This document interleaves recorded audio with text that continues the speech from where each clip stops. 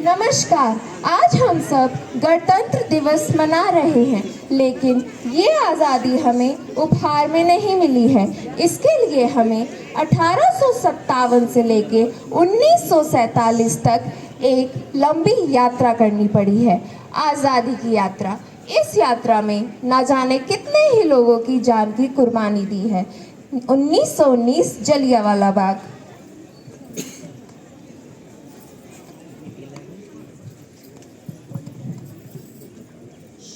आज हमारी बैसाखी का दिन है, लेकिन आज हम सब बैसाखी नहीं मनाएंगे। आज पूरा पंजाब बैसाखी नहीं मनाएगा। जब तक हम अंग्रेजों को बाहर नहीं कर लेंगे, तब तक हम बैसाखी नहीं मनाएंगे। अच्छा, तुम सब हमारा विरोध करता है। भाग जाओ यहाँ से, इसका अंजाम बहुत बुरा होगा। हम नहीं, तुम जाओगे। हमको नहीं, तुमको भारत से भागना होगा। Soldiers, fire!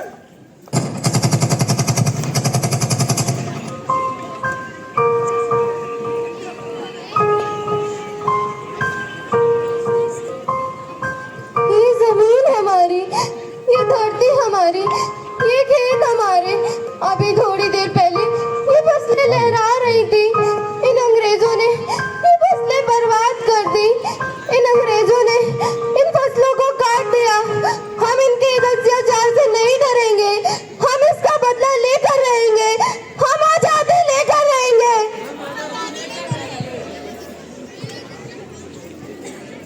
जलियांवाला बाग हर हिंदुस्तानी की आंखें नम कर गया। इस षड्यंत्र में ना जाने कितने ही लोगों की आहुति चढ़ गई, कितनी हैवानियत से इंसानियत का कत्ल कर दिया गया। जलियांवाले बाग के हत्याकांड ने आज़ादी की आग में घी देने का काम किया। मासूम बच्चों और औरतों की दर्द भरी चीखें एवं सिसकियां इंकलाब का गूंज बनकर उठीं। लाला लाजपत राय, भगत सिंह, राजगुरु, सुखदेव सरीखे क्रांतिकारियों ने वतन की इस जमीन से विदेशी दरिंदों को निकाल फेंकने के मंसूबे मजबूत कर लिए थे। 8 अप्रैल 1929 लाला लाजपत राय के नेतृत्व में 7 कमीशन के खिलाफ एक भारी जुलूस निकाला गया।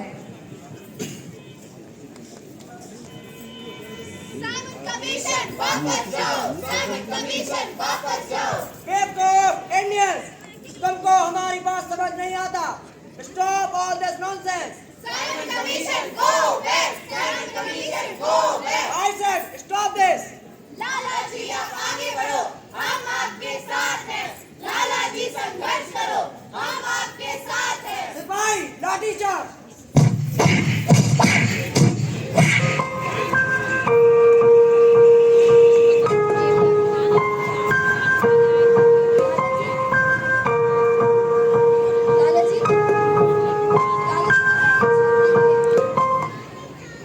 मेरे शरीर पे लगी हर लाठी अंग्रेजी सरकार के ताबूत में कील का काम करेगी। ये आज़ादी की लड़ाई रुकनी नहीं चाहिए। मैं ये जिम्मेदारी तुम सबको सौंप कर जा रहा हूँ।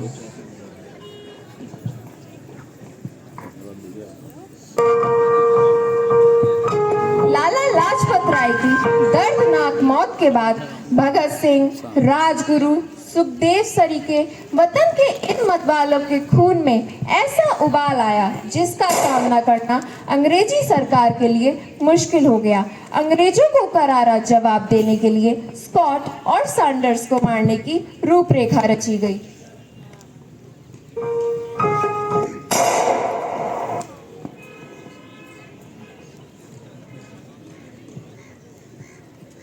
सैंडर्स मारा गया। चारों तरफ तहलका मच गया। दीवालों पर लिखा था कि लाला जी की मौत का बदला ले लिया गया है। देश के हर एक नौजवान के मन में नई उमंग हिलोरें लेने लगी। अंग्रेजों भारत छोड़ो का नारा जोर पकड़ रहा था। सभी ने एक आज़ाद भारत देखने का स्वप्न आरंभ कर दिया था। सब अपने अपने ढंग से इस महायज्ञ में आहुति दे रहे थे। सुभाष चंद्र बोस, रानी लक्ष्मीबाई, तात्या टोपे और मंगल पांडे जैसे शहीदों की कुर्बानी रंग लाई। 15 अगस्त 1947 को देश आजाद हुआ।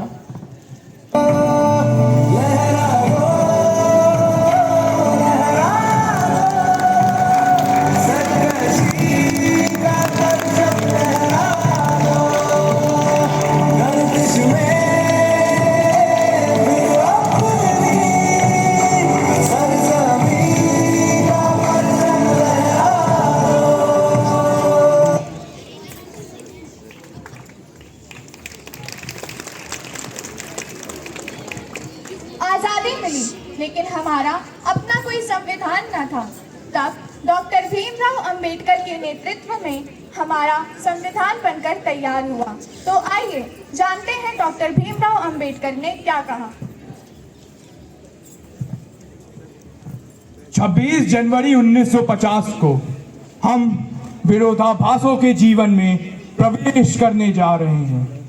राजनीति में हम समानता रखेंगे और सामाजिक एवं आर्थिक संरचना में एक मूल के सिद्धांत को नकारते रहेंगे।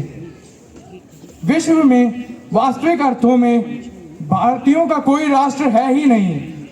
इसका निर्माण होना अभी बाकी है। स्वतंत्रता निस्संदेह खुशी की बात है, लेकिन हमें यह नहीं भूलना चाहिए कि इस आज़ादी ने हमारे ऊपर बड़ी जिम्मेदारियां भी डाली हैं। आज़ादी के बाद हमने किसी भी गलत चीज के लिए अंग्रेजों को दोषी ठहराने का बहाना खो दिया है। यदि इसके बाद चीजें गलत होती हैं तो हमारे अलावा किसी और को दोषी नहीं ठहराया जाएगा। चीजें गलत होने का खतरा ज्यादा है क्योंकि समय तेजी से बदल रहा है। हमारे संविधान ने हमें अनेक अधिकार दिए जिन्हें हम मौलिक अधिकार के रूप में जानते हैं। मैं इस देश का संविधान हूँ। क्या आप और आप सभी जानते हैं संविधान के बारे में? तो आइए संविधान की आत्मा और इसके प्रत्येतात्कारों से परिचित कराते हैं।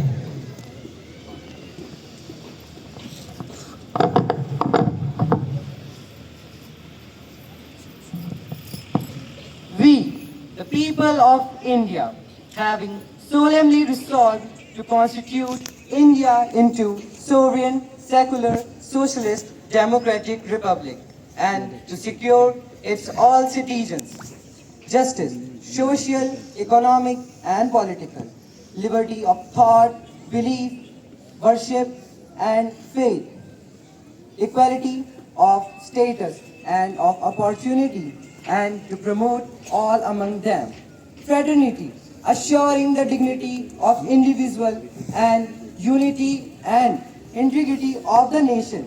In our Constituent Assembly, this 26th of November 1949, do we hereby adopt, enact, and give ourselves this Constitution.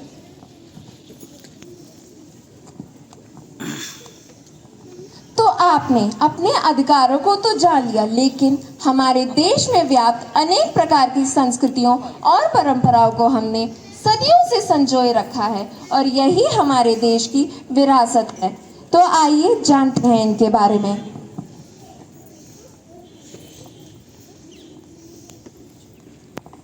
सत श्री अकाल जी, सत श्री अकाल। तोड़ा की हालचाल सब चंगा है जी। शड्डा नाम रिया है। सड्डा नाम आयुषी है। शड्डा मुख त्योहार ਅਸੀਂ ਵਾਹਿਗੁਰੂ ਨੂੰ ਆਪਣਾ ਰੱਬ ਮੰਨਦਾ ਹੈ। ਤੁਹਾਡਾ ਧੰਨਵਾਦ।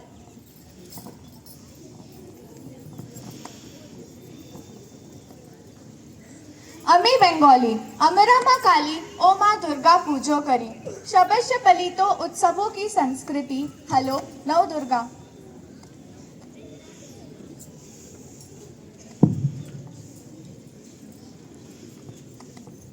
अस्सलाम वालेकुम। मेरा नाम आयशा है। इंशाअल्लाह आप सब खैरियत से होंगे। अल्हम्दुलिल्लाह मैं भी ठीक हूँ। इस मज़हब को पैगंबर मोहम्मद साहब द्वारा लाया गया था। मैं इस्लाम धर्म से ताल्लुक़ रखती हूँ। हमारा सबसे बड़ा त्यौहार ईद है। ईद को हम नमाज पढ़कर देश के अमन और शांति की दुआ करते हैं। हमारा इस्लाम अमन और शांति का प्रतीक है। हमारा इस्लाम लोगों के दिलों में मोहब्बत पैदा करता है। शुक्रिया।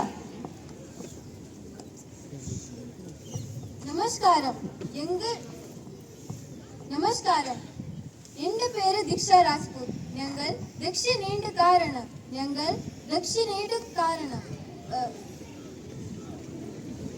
കൃഷ്ണ ഭക്തരാണ്. ഞങ്ങളുടെ ഏറ്റവും വലിയ ആഘോഷം ഓണമാണ്. കഥകളി നൃത്തം തെങ്ങും സുഗന്ധ വ്യഞ്ജനങ്ങളും ഞങ്ങളുടെ സവിശേഷതയാണ്. ധന്യവാദം.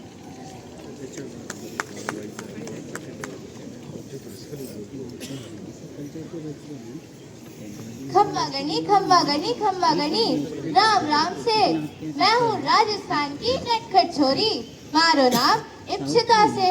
प्रदेश है मारो राजस्थान, जिथे दूर दूर तक है रेगिस्तान।